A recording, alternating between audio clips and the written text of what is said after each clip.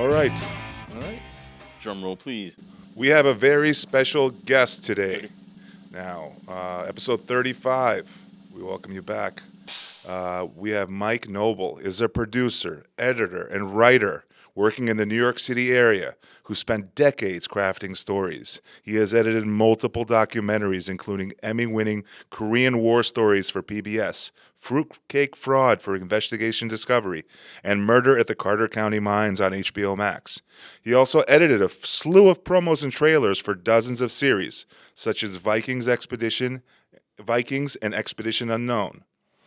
His clients include Discovery Channel, History Channel, Investigation Discovery, PBS, Sci-Fi, Food Network, Lifetime, Travel Channel, Science Channel, Animal Planet, TV One, World Bank, EPA, and Johns Hopkins, and more.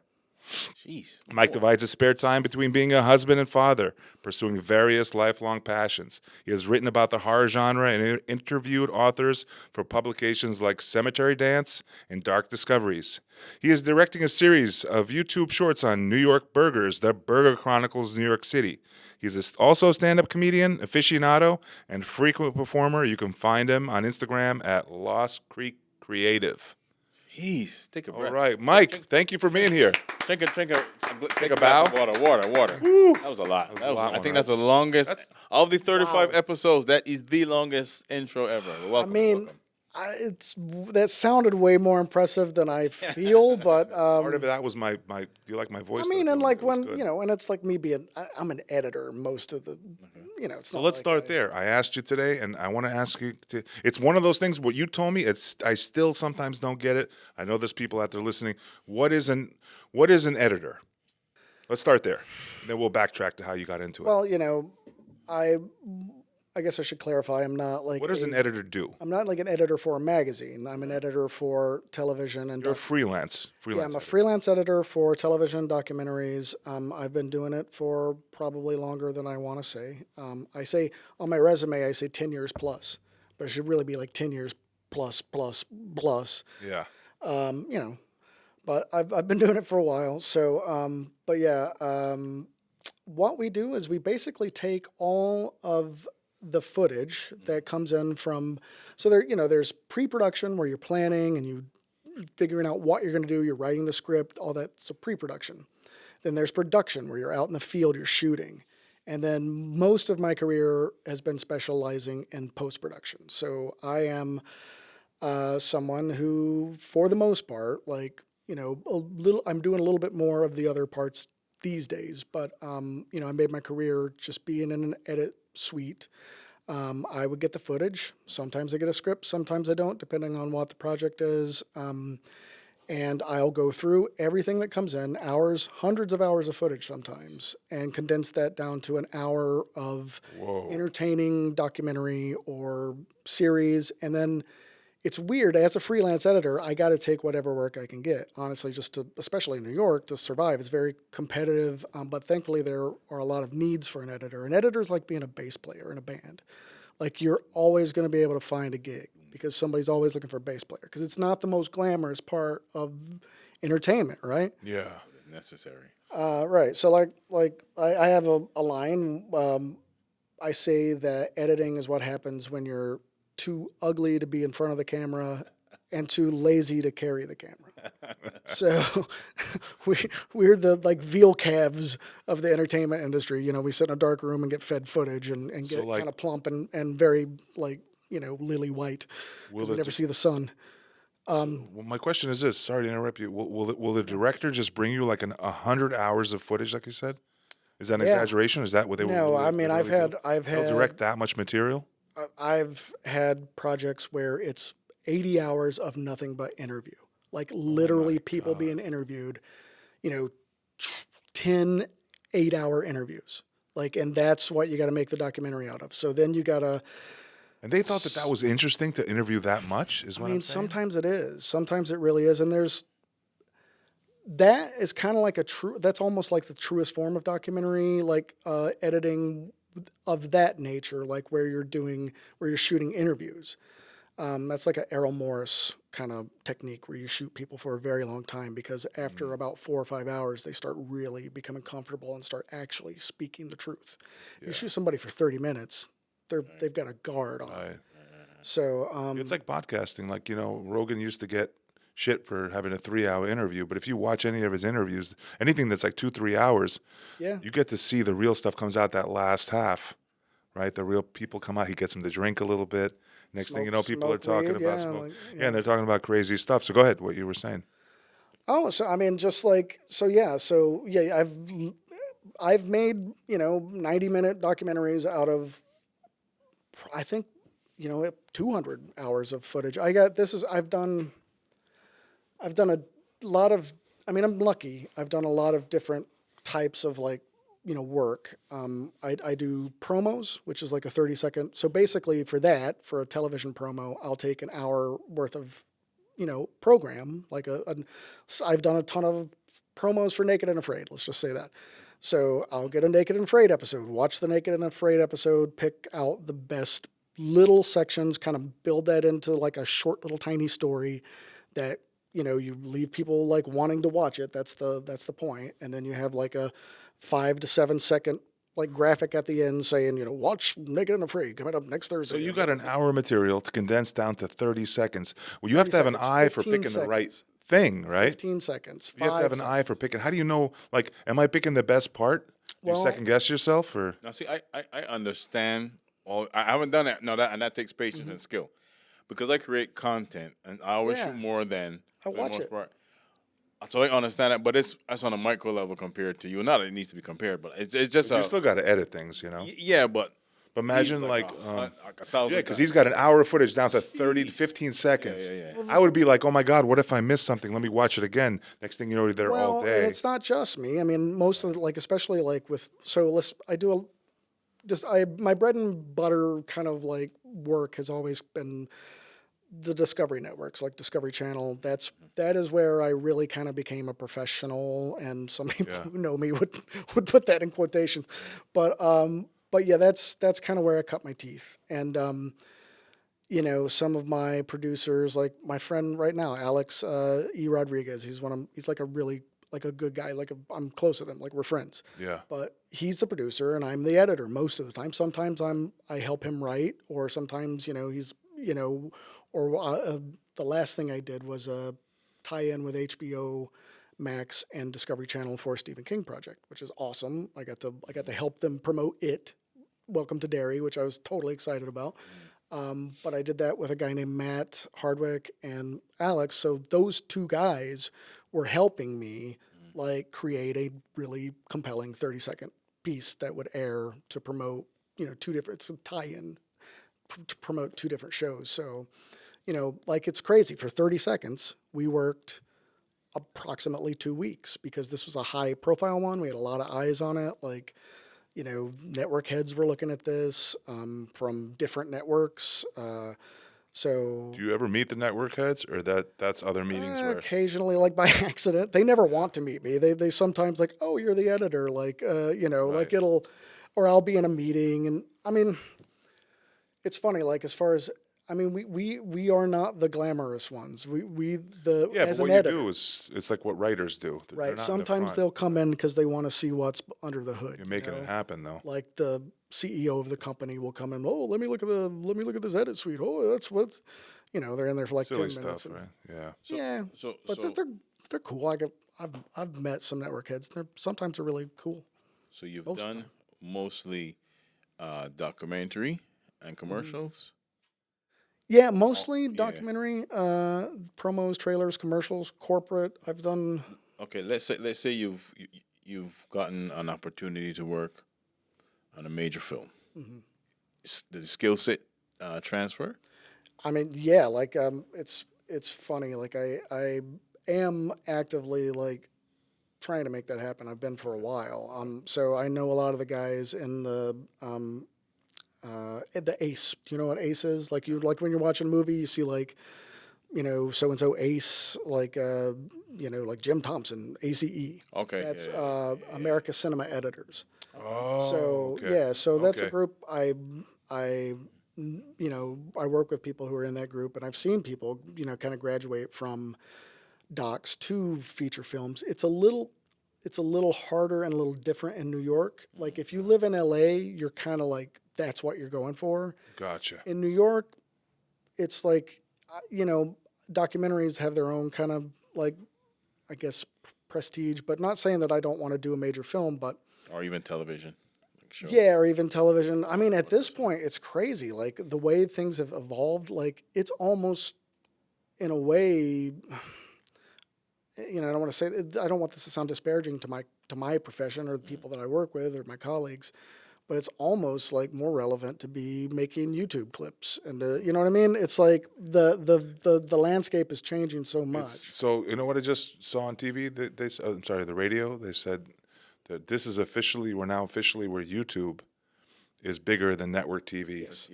Yes. So it's officially And TV is now the minority. It's not. It's just flipped itself. correct. How long did it take? 20 years, but it finally happened. And it's And- I mean, not even maybe even less than 20 years. I think. but it is crazy that I mean, because YouTube. Once upon a time, people would say, "Oh, you're just social media famous. You're not really famous." Oh, and that's no That's longer. not- yeah. That's not the case anymore. They're going to be literally saying, "Oh, you're just TV famous. You're not social media famous." Right. But how much followers you got?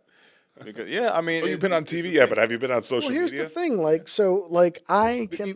Before Oh, you, sorry. I met my friend. My friend is a computer programmer. Yeah. Right program and stuff. And he's doing some stuff. 2000, I met this guy, and he literally showed us an interface with like an old time TV, and he's like, "This is the future. And all you guys should have your websites, and you should have your TV channel because it's not." He said it's not going to be like TV where you get up and flip. He said everything's going to be streaming. He said this 25 years ago. Yeah. Yeah, some right. people predicted it. No, I believe it. I believe it. Some We people saw hear it. like YouTube because when I first heard of YouTube, I remember what he said. And YouTube came around in what year? It was like early 2000s, right? It's funny. I mean, I kind of saw it coming, and then I would always like, I don't know. I have kids and a wife, and I've been a father for I have quite a while now. I have a daughter who's like working at a hair salon. Like that's how long I've been a father. I have 4 kids, so when YouTube started, like I was like, oh, I was interested, but it felt like a young person's thing. Right. And now it's everybody's thing. So I'm doing like YouTube stuff Yeah. on my own. But the market I mean, it's just so crazy competitive. There's like, I saw somebody tell me it's like 40,000 videos like per day or per hour, something like that, are uploaded to YouTube every day. nuts. So, Yeah.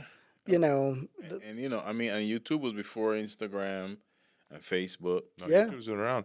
I was watching YouTube in 2004, 2005. Was it like first there was like E-Bombs World? You remember that? Oh, yeah. And then those videos are now all on YouTube. Remember Ask Jeeves? Yeah. Atlas, Actually, what was, Google. You don't even think about Jeeves. Like Jeeves. Yeah. what happened to him? But you, Nobody's asking him shit anymore. Nothing. what with editing? Good, you good. You ever Cameron thought? should just tell us how raunchy we are. Our stand up. I told him, I'm like, I got kids, so I don't curse a lot. So I'm going to try not to because I don't want him, because I'm sensitive because there's a guy editing this and I know he's going to have to bleep this stuff. See, he knows. He knows the insides. Yeah, he knows the inside. I mean, Have you ever edited a stand-up special? I have wanted not, to? and I want to. I really want to. Yeah, no, I want to. And I love stand up, and it's funny. So, oh God, I don't know how which areas we want to veer off into here, but I love stand up. Stand up was my that was like my first thing I ever, like as a kid, first thing I ever wanted to be, because I was always like, for saying it, look at that. Approximately 20 million videos are uploaded to YouTube daily. Jesus Christ. 20 I was like, million. so it must have been 40,000 a minute. That's what I heard. Yeah. Must have been. Wow. That's insane.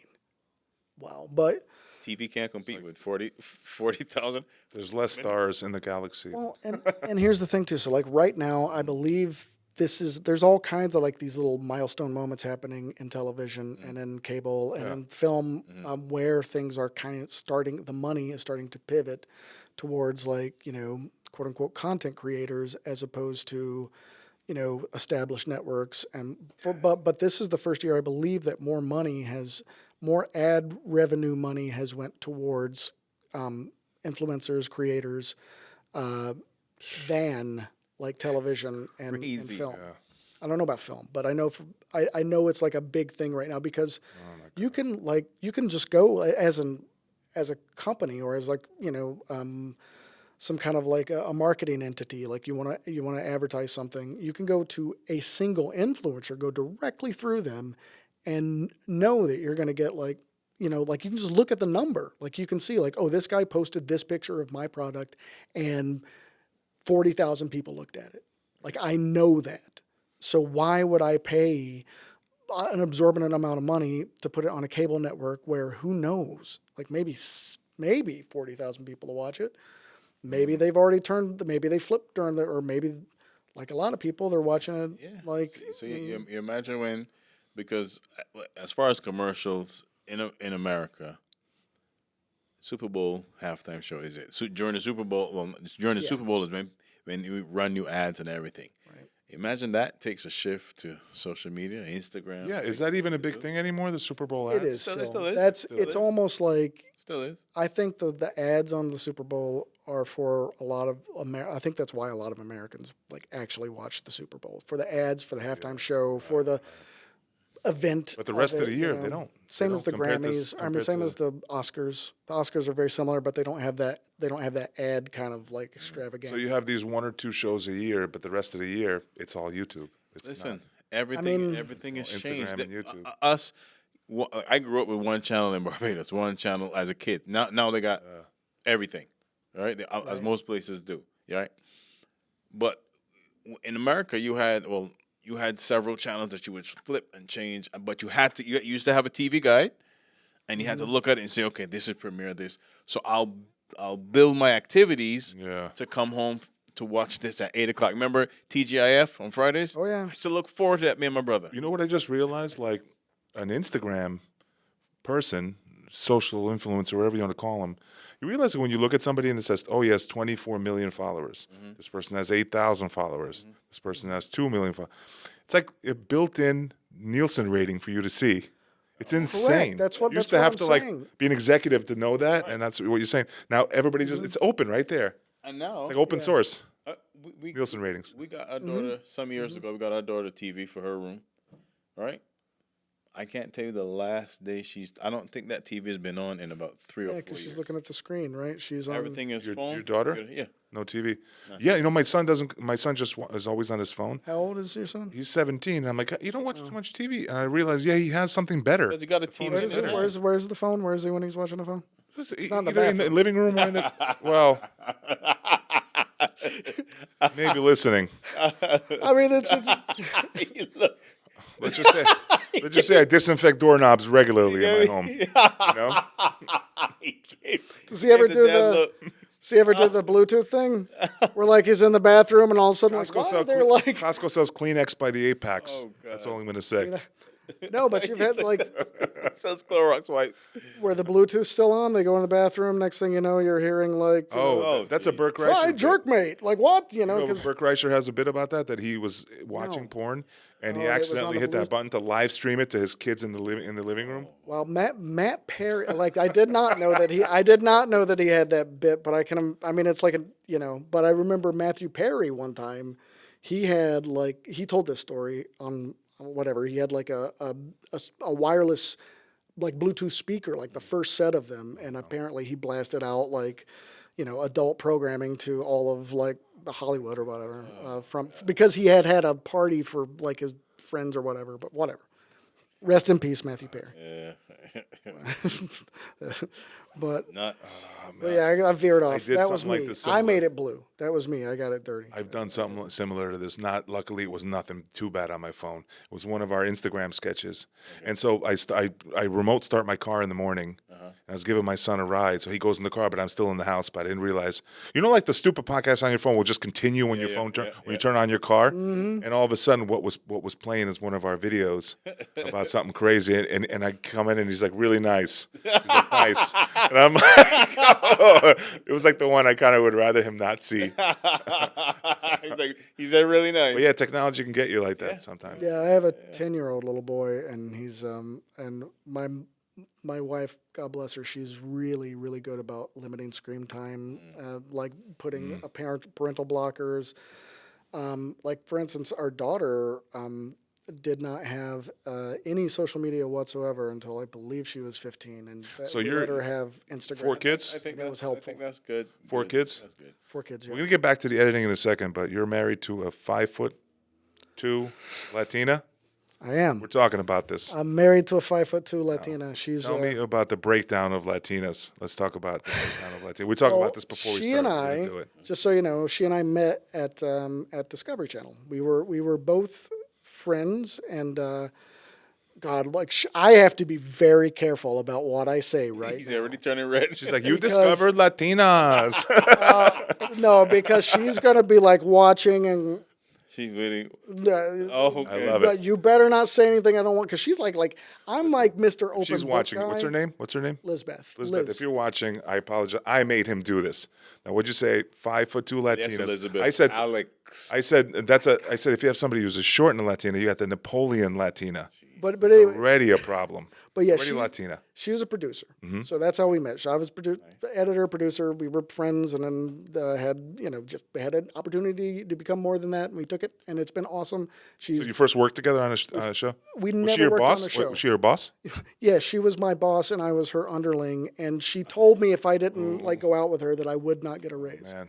Okay. Yeah, no, I'm joking. I know these are No, like we did not. I was never. God, I was gonna say I was never under her. Oh, jeez. oh hello. This is pun. Yes, we're going. No, I'm not going there. Again, I'm fearing for my life as I'm talking to you. Anybody who knows her and knows me will know why. But yes, we were never bosses, or we barely worked. Like when we Barely? when we Got it. started dating, we knew all the same people, worked in the same field, but we're not. Like I had no power over her, she had no power over me. We were not connected. There was no me tooing. Gotcha. At least whatever. Backing out. I'm kidding. Backing out of that. But anyway, so she is a 5'2" Latina from Paterson, New Jersey. And like, yeah, she grew up in Paterson, New Jersey. And like I grew up in Eastern Kentucky. Like, so it's a hillbilly. Yeah, you have a really like- interesting background about. Yeah. So he grew up in Hazard, Kentucky, which is the Dukes of Hazard Just a good old boy. Exactly. That song. Needed no home. Yeah, that's the Waylon Jennings song that I believe was based on the Hazard. Like that's what the show was. I think they worked that show around that song. But anyway, Here's the funny thing mentioning that show. The guy that played Boss Hogg, I forgot his name. What's this? The guy you remember? Know the Oh, actor that I- He's played- going to tell you in a second when he met him. yeah. Yeah, Go ahead. He spoke like 5 different languages. And he was skinny. Sorrel Brook, yeah. Sorrel He was Brook. skinny So they too. made him he look had fat with the jowls, jowls. but his body was thin. So here's a story, real quick. I'll do this quickly as I possibly can. So the Dukes of Hazzard, the TV show, was not necessarily set in my hometown. However, Hazard, Kentucky, when I was growing up in the 80s, early 80s, they would have these festivals called the Black Gold Festival. And black gold was meant to be coal, because it was a coal mining town. So they would have the Black Gold Festivals, Appalachian Arts, and like all this, like Appalachian. bluegrass and Bluegrass like came big from big there, festival. And so when I was a little kid, my mom took me to the Black Gold Festival, and that year they had members of the cast there. So they had him, they had Boss Hogg, they had Roscoe P. Coltrane, Roscoe P. Google. they had Gooner. Uh-huh. Is it Gooner or Goober? I think it's Gooner. Goober. Oh, I don't know. Whatever. But they had him Who else? and Daisy Duke. Oh, and Luke, Daisy, Luke. he met Elizabeth Bach. I got lost in the crowd, and there's a huge crowd. There was like tons of people there. Like Was it Tom Walpot? Tom. those two were not there. they The were- stars were like too good to come. But Here's the funny thing. Who played? What was the other guy? The one with the blonde hair. Who was that? Tom Wopat, That's not Tom. Is it? is it? No. No. The other. Who's the other actor? Damn it. Let's just say Bo and Luke. Yeah. So Oh, here you go. John Snyder. Because There you he's go. actually from Westchester. John Snyder was the blonde, he's and actually- Tom Wopak was the Yeah. right, He's actually from Westchester. John What? Snyder, I believe. I did not or know maybe that. upstate New York, but for sure. And I met him. A friend of mine, a good buddy of mine, did a theater show that he was a part of. and I got a photo with him. That's kind of cool. That's very cool. So what happened when you So met? yeah, to finish my story real quick. So I was like a little boy. I got lost in the crowd. So I went to the stage because that's the only thing I did. How And I old said, were you? I can't. I was God. I think it was like 82 or 3. So I must have been like 9, maybe 8 or 9. But I went up to this, maybe 10. I went up to the stage and I said, I can't find my mommy. Daisy Duke picked me up and said, "Would this boy's mother please come to the stage?"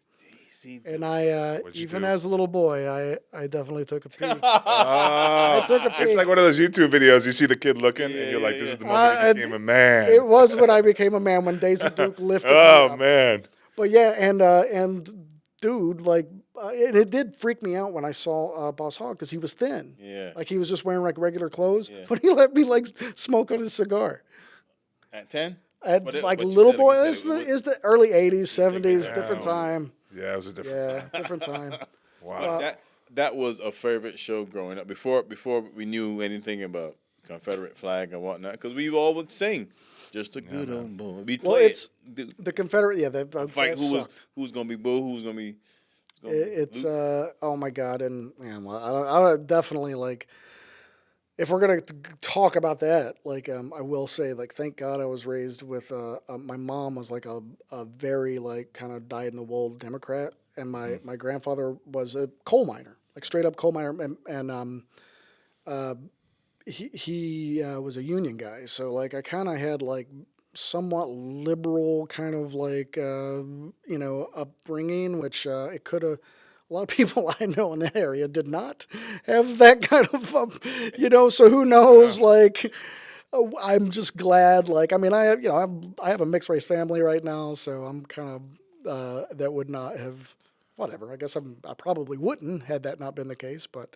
Yeah. But yeah, but anyway, I'm just saying, like, it's funny though, because like when you're from Eastern Kentucky and people like you tell people, like they're like you Yeah. can see it sometimes. They're like But unless you tell people that, nobody would know that. But like that Kentucky I would, because I feel like I have it in my voice. I feel like it comes out, like I can hear it, like when I watch. probably will recordings of myself. around other Southerners. It starts probably coming out crazy. Yeah, when I go home, like I'm talking like that, like real, But like like real quick. like that. But the world's changing. You know, I work with a Filipino guy, and like heavy accent from the Philippines, just came here, and apparently he lived in Kentucky. He's like, "Oh, there's a big Filipino community in Kentucky." There I'm like, is. "Who'd have thought that?" You know, There's a lot of the country's changing. You know, Kentucky's interesting. He It's says name like- Joseph. No, I'm stop. It's an interesting. It's a very interesting place to grow up. I will tell you that it was wild. We were feral, wild children. I would go to my friend's house, like my friend Doug Ritchie, still my friend. We're Facebook buddies. I would go to his house, and his dad, like when I was 11, like a little boy. Here's some shotguns, man. Why don't you go out and like try to catch us some squirrel or something? Shoot us some dinner. Like we would go with loaded Nice. guns into the woods to play. Like I just look at my son right now. Somebody would die if I gave my, like he would probably die, and like other people would die first. Like it's not because he's shooting people, just because they have no idea. You hear Kentucky, you're like, oh man, that's deep south. You know, Kentucky's just south of Ohio. It's true. You get there in since- 9 there's a hours. bridge- You're in there's a Kentucky, bridge- right? There's a bridge in Cincinnati. Ohio? There's No, a Kentucky. bridge 9 hours. You're in, From Ohio? from No, here, from here. from New York. Oh, from here. You're in 10. Kentucky. Yeah, from about Ohio. 8, it's 9 like, hours, that's right? right There's across a the bridge in Cincinnati that you take, and you're in northern Kentucky. Yeah. All right, yes. Several bridges, yeah. I love Cincinnati. Yeah, Cincinnati, I've like been there. I've been to that Cincinnati like four times, I think. Cincinnati used to be way cool when I was in college. That's where I went to see all the great shows. You had some interesting info about Cincinnati, medically. You said it was like one of the top places in the country for. No, I think it's Cleveland, isn't it? You said Talking about no, Cleveland or Cincinnati? I Cincinnati. think it was Cleveland. Cleveland is like the For Cleveland Clinic. balloon knot surgery. They do, What's that? They do a lot of balloon knot surgery. Do they really? Balloon? No, the Cleveland Clinic. You know Jerry Number one heart Springer's- center in the country. You know that's where Jerry Springer is from, right? Jerry Springer. Cincinnati. He was the mayor of Cincinnati, Oh, and his this is so great. His yeah. his Really? his mayor. Do you know this? His mayorship went to hell because he got caught paying for a hooker, and he got caught because he paid for her with a check. Like For her what? a hooker. He got paid. For, what did he do? He got caught with a hooker because he paid the hooker with a check with his name on it that he signed. Jerry Springer. That's how he lost his mayorship. of Cincinnati. But then he became Jerry Springer, so we're all the better for it. Jerry. And it's funny, but before Jerry Springer, there was the Richard Bay show. Yeah. Yeah, you He remember was a wild- anybody remember He was he from here or from Chicago? I don't know.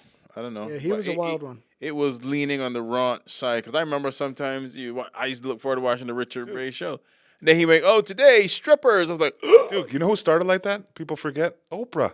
Oh God, yeah, Oprah. She was started that way. Yeah. Oprah was in the Yeah, gutter, you didn't man. know that, did you? "Oh, Yep. Oh yeah, when I That's a was little like past she likes to forget. Yep. when she first came out, like it was all like She like- was that. She was, shockingly. Yeah. Yep, she transitioned. Hey, listen, Taylor Swift was country. Now she's pop. Things happen. Things change. yeah," because I remember the '80s. Go where the money is. Oprah's on. It was Oprah, Phil Donahue, Sally Jesse Raphael, and Jenny Jones on Channel 9. These would be Jenny evening Jones talk was shows. fun. That's the one where do you remember the guy like shot the other guy because Jenny Jones like said, "Hey, this guy there's a person who wants to like be your boyfriend or something," and then like it comes out and it's a like dude, and then the dude and then the guy shoots him like immediately afterwards, and then Jenny went soft after that. Yeah, Jenny Jones. She Ricky should have Lake. just owned it and said like, "Yeah, come on my show and kill somebody." Jeez. Like just went with it. 90s. But I got a question for you about the editing stuff. Back to the editing.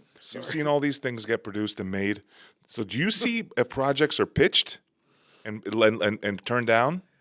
Yeah, I pitched. I've done that many times. I will tell you a story that I think is pretty interesting, and it was really kind of like the first time I started pitching because I always knew I wanted to like pitch and direct and like do my own thing, and so when I was at a network that I'm not going to say anything. I'm trying not to give any kind of like thing away about the entities, but I did pitch a show, and the show was because I'm a huge horror fan. I've always loved horror my whole life, and the show was called True Horror with Jack Ketchum. Even had a guy in mind, a horror author. Who Stephen King called him the scariest man in America. He was an ex-actor. He was an agent, but he was also a writer, and he wrote these really great horror novels. But she said, sure, I'll host it because he was like, good-looking older man who had who could write and talk. So I was like, so the idea was I was going to do a series that basically said like, here's this horror person from say, the guy from Psycho. Right. And so who was that person based on? And then so you kind of tell the story of how like our So he would. so this was like just like a literally something that would be on, Like they may do Hannibal Lecter and see he's based on somebody. yeah, it's like like an anthology show basically where you do every episode you like pick a horror villain or a horror and then like what are the real life stories I that would watch inspired the writers. Yeah. So anyway, I pitched this to like 2 or 3 different places. And they all turned me down. I had 100 show ideas, and I had my first, like they said, can you write like the first one, write a script? And so I did. So I said, everybody knows like Hannibal Lecter. Everybody knows Psycho. Everybody knows, God, there's another character that's, Leatherface, the Texas Chainsaw Massacre. Nobody knows that that the man behind all of those 3 characters was one person, and his name was Ed Gein. Of course, he's got. I was just thinking that. It was Ed Gein. And so this was like maybe 13 years ago I did this, or 15 years ago. It was a while back when I first started pitching. So that's the truth? Ed Gein was behind all those characters? Yeah. He's the inspiration for all those all of characters. that. Like Okay. Robert Bloch, who wrote Psycho, based the character Tony Perkins, that Tony Perkins played, who was dressing up like his mother and stuff, on Ed Gein. Leatherface was based on because he's putting people's skin on just like Ed Gein did, and then Have fun, Dave. Oh, yeah, okay. and then Hannibal Lecter. Obviously completely different Right. personas, but a lot of his methods were based on Ed Gein's methods. So anyway, so that was the first line of the episode that I actually wrote to pitch it, Right. and then probably 2 years later, I was editing spots for a network, and a show came in, and the first episode was everybody knows the guy from Psycho. Everybody knows it was like They stole it your was like idea? the first line of like my script, So they stole it. totally, and like I had to edit the promo for it. Oh, But can you do anything about that? I or you did, just- and I did, and I just ate it, and I was like, if you, well, No, you here's the couldn't do thing. anything This about it, happened like to like sue or you anything brought like up that? Bert Kreischer like recently. You know, like he was the inspiration for. I think it was like there was another show called Machine. a movie. There was Machine. there was a movie that Reynolds, the guy who played Deadpool. What's his name? Ryan Reynolds? Yeah, it was not Van Wilder. There was some Helsing? like, no, there was a like way back in the day. There was a movie about a crazy college kid, and it was based on Bert Kreischer's Not life American- story. not American Pie, no. So how did that And happen he- to you, though? Why but didn't he you just go tried with to- your idea? What was the purpose of... Well, when you pitch an idea, and it's been like this forever. It wasn't always like this, but like about like legally, it just started evolving because people started suing for ideas. And you can't really do that. But when you pitch an idea to anybody, you're basically giving them your idea. So like so you are like they can take it with you or without you.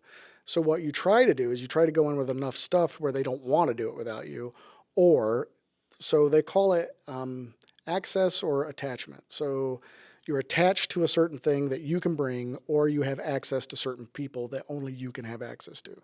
So if you have those They two, felt they didn't need you. they didn't. Must have, right? They Must have didn't. felt that.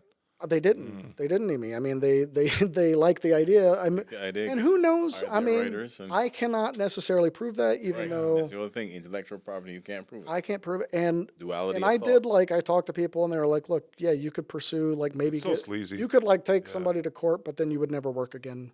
And I'm like, it's not worth it. It's and not it's like you have a copyright to that idea. well, Like, you and don't I've, really have I've right, and I've since like kind of just absorbed the kind of idea that it's almost like a rite of passage for creatives. A lot of people have that went through happen? that. A lot of Oh, people. man. A lot of people. Yeah, that sucks, and though, it's- because it's not a like, gut punch. You're like, I could have been, yeah. But yeah, Bert Kreischer had like because he had a Rolling Stone article about how crazy he was, and then they went and made a movie about it with and he went through the same thing where, but I mean, his was on a much greater scale. I mean, mine was, and you know what? Honestly, it's not like a super. Like I can't imagine that nobody else was thinking of that. However, I did like look into it and was like, oh, I did talk to those people, so that sucks. So whatever, but that happened, and I'm fine with it. And to have to sit there going, I gotta edit this shit. This is my freaking. Does anybody? I did, and it was good. I made a good promo out of it, and it's what's even crazier is I met the host one time and talked to him, and he was nice. Great. He had nothing to do with it. Like, it's like Not whatever. look those people in the face, be like, this is so familiar. Didn't I Oh, pitch this to you, asshole? The producer I was working with at the time. I mean, I was definitely upset about it, and Jeez. but Oh, man, that's rough. it is what it is. But then the other thing, so I did I did pitch a show about my hometown and to Discovery Channel, and like this is such a wild experience. But I was working at Discovery Channel, and they had a place called Discovery Studios, which they were a internal development team that created shows that Discovery would use, so they wouldn't have to pay for for an outside production company. Right. So it was a way for them to make money or save money. So they were looking for shows about Appalachia, and I found that out, and I'm like, wait, I'm from there, and I started talking about my buddy Sheepdog and all these like people that I grew up with, and they were like, oh well, we got it. So they sent me down with a crew, and What I saw, you filmed that, right? yeah. Well, I was a second camera actually on that, but there was a great guy, Stefan Weissen, I think is his name, amazing cinematographer. He went down there with us, and then, but yeah, just like I went and I shot all my old friends, and we shot like coal mining and I had a kind of an idea but they were that it should be like almost like a Simpsons type show because Hazard, Kentucky is such a unique place, like in Appalachia. It's a wet county, which means you can buy alcohol, surrounded by dry counties, which means you can't. So everybody can come in there to get wild, That still exists. So it was a Dry wild counties, wild town. Means you can't buy alcohol 7 days a week. You can't. Oh yeah, there are dry counties all over is Kentucky So still. let's go to Hazard and shoot episode 36 of the Velvet Sugar Podcast live. That'd be awesome. Sounds good. Yeah. All right, So, I don't- so with all of this, where did comedy come into play? Okay. All right. So since we've been talking about Hazard and talking about Kentucky, I have this is dark. I'm not gonna sugarcoat it. So when I moved into Dobbs Ferry. I'll just talk about now because when I was out of college, I really wanted to be a comedian, and I tried very hard for about 2 or 3 years, and I got to the point where I was actually getting somewhere. But because I was getting somewhere, and I was getting paid for it. I started getting so sick at my stomach before each show that I actually got to the point where I was like really getting sick, and I We're like doing stand up. the stage fright was like unbearable. Really? Yeah, it just hit me. It started hitting me like out of nowhere. Because I was telling the first time I did You have comedy. black audiences. No, the first time I did comedy, I was 20 years old at a place called Comedy Off Broadway in Lexington, Kentucky. It was awesome. And the first time I did it, I think I had 5 minutes, and I killed. I had a set. I had like a written thing, and I mean, I just like all 5 minutes hit, and and it was like I can't believe it's such a rare thing to do that. And then I almost never did as well. So it's like I was chasing the dragon, but Yeah. but I kept getting bigger. I mean, I kept getting better at it to the point where I was getting paid. But once money became involved, I started making myself sick. I started like trying to like come up with new material every time, and I started like. But anyway, so I quit. Dabbled in it a little bit in D.C., but then when I moved to Dobbs Ferry in New York, about I guess we moved 8 or 9 years ago. Sorry, From Kentucky. no. We moved from DC because Well, that's DC. I was working in DC. That's where I was doing like Where you met your discovery stuff. 5'2" Where I met my Latina. wife. Yes, but she was a Idiot. yes, the 5'2" Latina. Like there are memes. You can look them up yourself. They're the 5'2" Latina baddie. But yes. Once you meet one, you can't unmeet one. That's all I'm gonna say. So anyway, where was I? Oh, so I moved to Dobbs. And like literally the first person I met, like as a like just like I like somebody that I started speaking to, was Tim Deere. Yeah, I knew it. Tim, the first guest on our first show. guest Yeah. on First this guest show. on our show First ever. guest. Yeah, Tim Deary. So I met him, and I forget exactly how we met, but I met him at the library, I believe.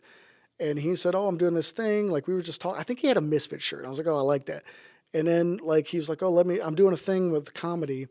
And so I went to the first one that he ever did, and it was he had Matt Koff there, like he writes for the Daily What Show. year that was?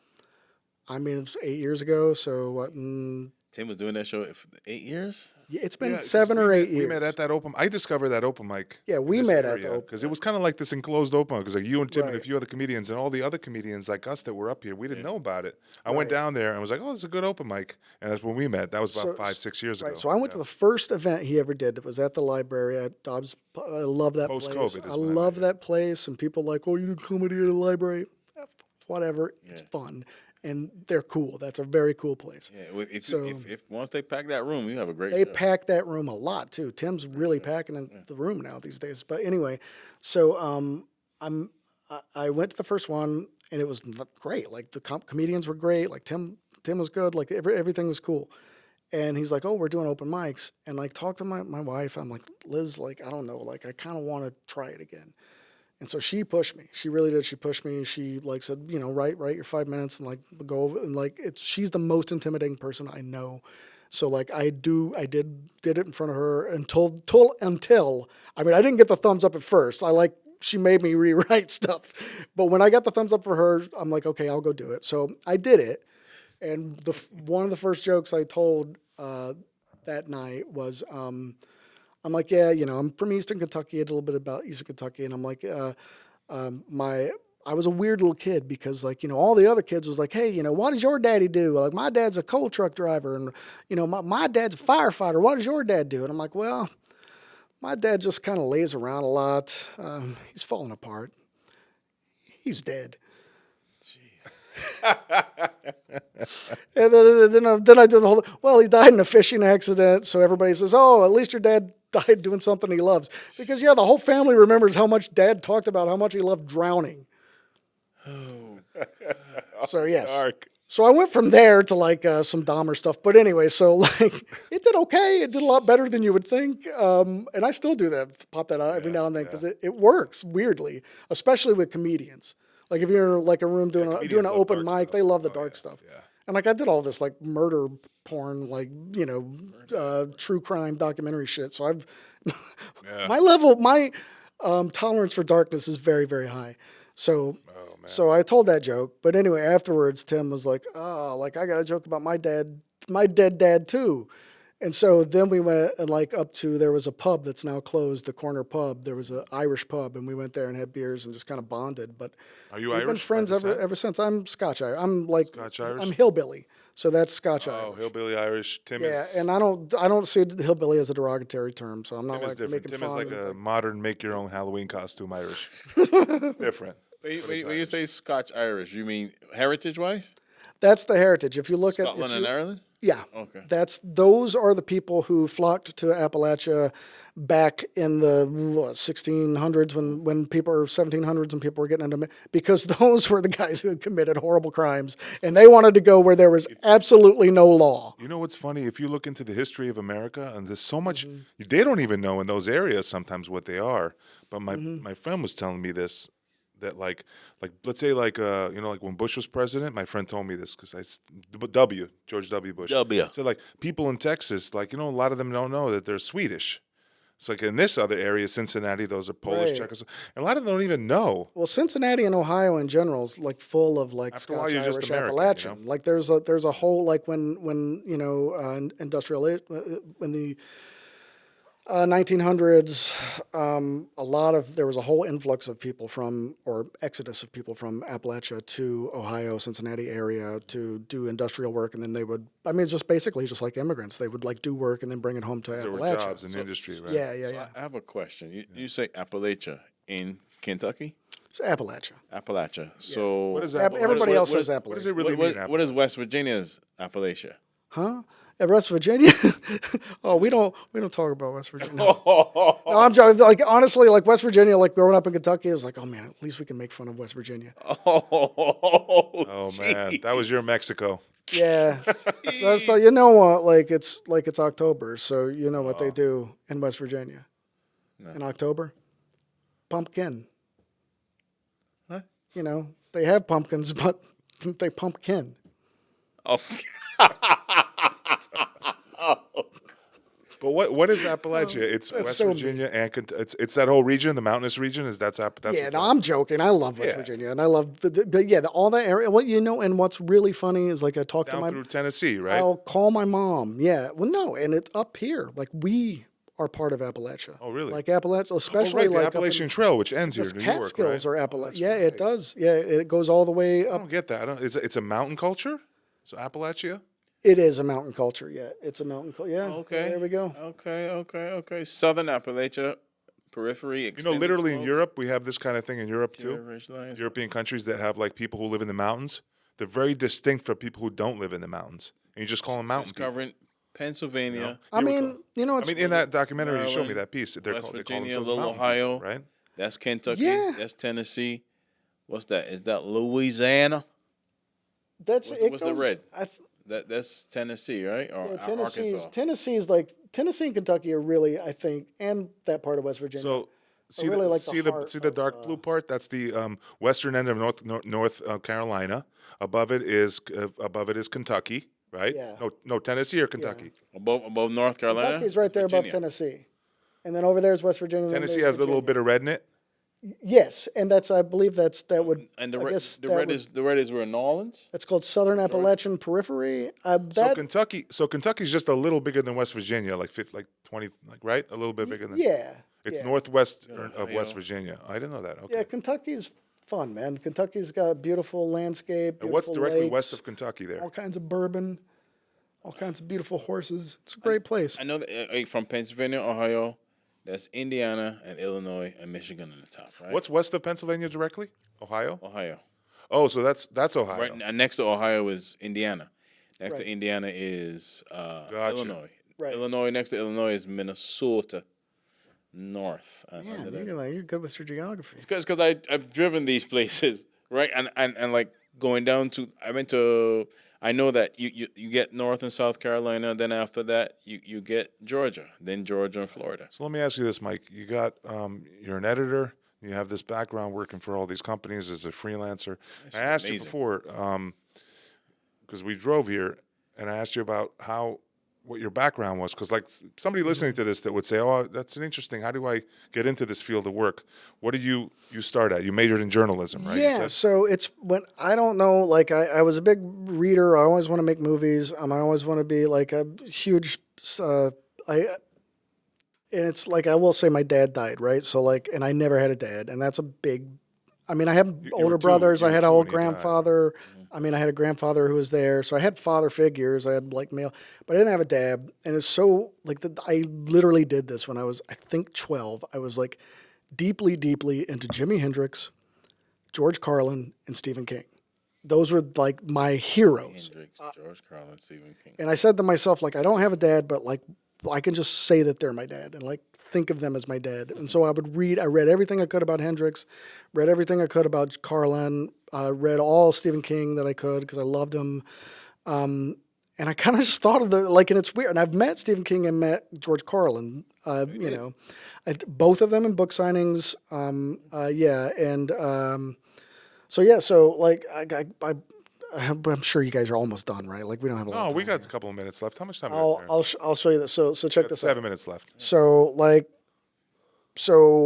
when I was 13, Yeah. I had my dad before he died. He had a trailer that they had converted into a house, like almost like a double wide. So hey, go me, a double wide trailer. But anyway, so he built the house that I had when before he died. But so he died when I was 2, and my mom was a grade school teacher. And then about the time I was 13, my house burned down, and this is like literally the only thing that survived out of my house, and it's my. This is the book that kind of like I fell in love with reading. So what is the book? Stephen King's. Stephen King's, Christine. it's Christine. And so, I mean, you can see it's all charred and stuff. But my wife, one of the first like really cool presents she ever got me, she got me tickets to see Stephen King, accept I think the Author of the Year award at George Mason University, which is kind of like a big literary thing. And so George Mason University, is that's DC? it's in Virginia. Virginia? Yeah, it's close to DC. Yeah. So you go to the book signing. George Washington right? University is. Yeah, I go to the book signing. I take my God. I'm gonna sound like such a wacko. I know I'm on it. I know I'm on like Stephen King has a database, and I'm almost positive I'm on it because I take my second or my oldest son. I have 2 sons. His name's Stephen Vincent, and named after Stephen King and Vincent Price. That's how weird I am. But I did take him with me, and so I introduced him to Stephen King because my wife, God bless her, she got these tickets, and they let me take my son in just because I told him like he's literally named after him. And so I did. I introduced Stephen King to him, and I was like, "Oh, this is my son. He's named after you and Vincent Price." And he's like, and he's like, I could tell he really enjoyed that, but then. I don't know. Anyway, I gave him this book, and I'm like, look, my house burned down when I was 13, and this is the only thing that survived. And like, I want you to sign it. And he did. He looked at it and he was like, oh wow. And I said, yeah, like my house burned down. This is the only thing that survived. And he goes, well, everybody knows you can't kill Christine. I just thought that was Did you like, watch the movie? No. You've never seen Christine? Never seen a horror movie. Wow. yeah. So that's it. So like, I have like, Movie. I mean, it's kind of. Wow. I did give my son some like really like You wrote over nice. 500 books and short stories. But that's like a complete like throwaway book. Like the thing I love about that is like I can carry that around and it's not a precious thing. Like it literally was on fire at one point. So it's like It's a cool keepsake. Yeah, it is, that's for sure. yeah, but I did also get him to sign a first edition thinner that was that was worth a lot of money. And then also I believe he also signed Startling Mysteries #1, which is his first actual sale. So I collect some of his first stories too, and like all his short stories, like before he got famous, like I collect them all. I have almost all of them, like all of his first initial sales, and they're all in dirty books. Like they're all in like Hustler and like Cavalier magazine and Penthouse. And so I have like boxes full of like girly magazines, and I'm like, no, it's literature. I promise. But he deviated from horror only a few times. Shawshank Redemption is the famous one. That was him. Was Green Mile him? Actually, he's done a ton of like non-horror stuff. He yeah? did a really great, like very almost like a novella short story about coaching Little League, But horror is what he's known for. He's the best. Well, at it. he kind of like he says, he didn't necessarily reinvent the genre, but he did elevate the genre. That's how he. Right. I mean, he used to degrade himself in interviews. He used to call himself the, Big Mac and Shake of literature, which didn't serve him well because people took it like, but now it's like, okay, wait a What was second. the baseball movie you said he did? Little League? It was a short story. It's called Heads Up, and he also did another baseball kind of like and a person I know. I'm not a friend of his, but Stephen King's official biographer is named Bev, and I remember reading. I was like, "There's a Bev in here. Oh, his name's Bev Vincent. Oh, I go on Facebook. Oh, that's my Facebook friend. Like he's like a character in one of his books.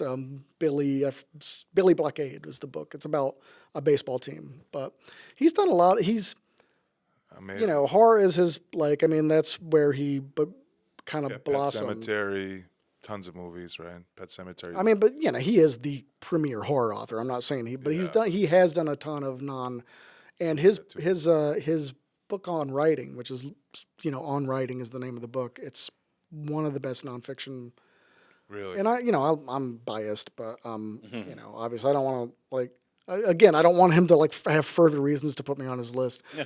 I want off the database. Could you just take me off the database, Mr. King? I'm not that bad. I've gotten over it. I met you. That was enough for me. But I did when I Lisbeth, my wife, started pulling me away because she could oh, you're getting ready to embarrass yourself. Jeez. But I did. I was like, thank you for introducing me to the Ramones. Man, It's just like the fanboying is what I was the little fanboying. Latina was looking out for you. She always is. We got She just always over a is. minute. Got just over a minute, yeah. Quick question, quick last question. Real quick, what's the one thing we're talking about pitching shows? Mm-hmm. What's the thing you saw pitched that didn't get made that you're like, why didn't this get made? It was something amazing. Anything cool? Something that Or other people pitched? I'm still pitching it, or I would tell you, but there's one that I've never let go of. An idea that has to do with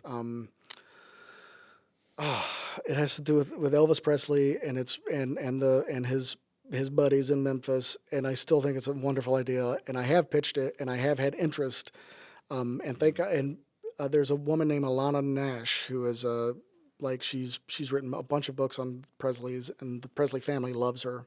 And anything you do about Presley has to be approved by the Presley family. Wow. But she wants to work with me on it. So I have that connection. So that's what I'm talking about, access. I have access to her. She likes me. She has access to the That's like when you pitch, you got to have those things. That's what it took me a long time to get over. But that's my dream project. And I have another one that... Got 30 seconds. Edit quick. Oh, man. Well, This is where the editing skills come in play. yeah, but the one that I think should have got made, I'm still trying to get made. But Nice. the Hazard one, So where can fans check you out? Check out your work. I am working with a buddy who eats a lot of hamburgers. So we're doing a YouTube show called The Burger Chronicles NYC. Okay. And we've got 2 that we've uploaded. We've got 4 that we've shot. So we're going to keep doing those for a while. That's cool. I put them out when I have time to edit them. Mike is the guy to go to with where the best burger spots are all over New York City and Westchester, Yeah. What right? about pizza, real quick? Where's pizza? I love Johnny's in Mount Vernon. Oh, that is good. That's that is good. in Very Westchester. thin. Yeah, Very and in New York, That's some good pizza. Scars. I'm just gonna throw out Scars. I like Scars a lot. I love that pizza. I mean, now you got to pick and choose. And Emmett's, the thin crust Chicago style at Emmett's. Well, And thanks that for burger at Emmett's. You've been a great guest. Thanks for Awesome coming guest, on. Man. I feel like we just Check him out at Lost Creek Creative. And what's the burger YouTube? Burger Chronicles NYC. The Burger Chronicles NYC. On YouTube. Yeah, and my buddy Mike eats NYC burgers. Go check him out. He's ridiculous. He's tasted hundreds and hundreds of burgers, and he catalogs them all. He's got a tier stacked system. Check it out, right? Insane guy. But yeah, I'm just working, guys, hustling, trying to do everything I can. All right. Thanks, Thank you, man. Mike. Thanks, Mike. Thanks for stopping by, man. Thank you. Episode 35, Love the Sugar Podcast, guys. It's a wrap. Thank you, guys. See you next time.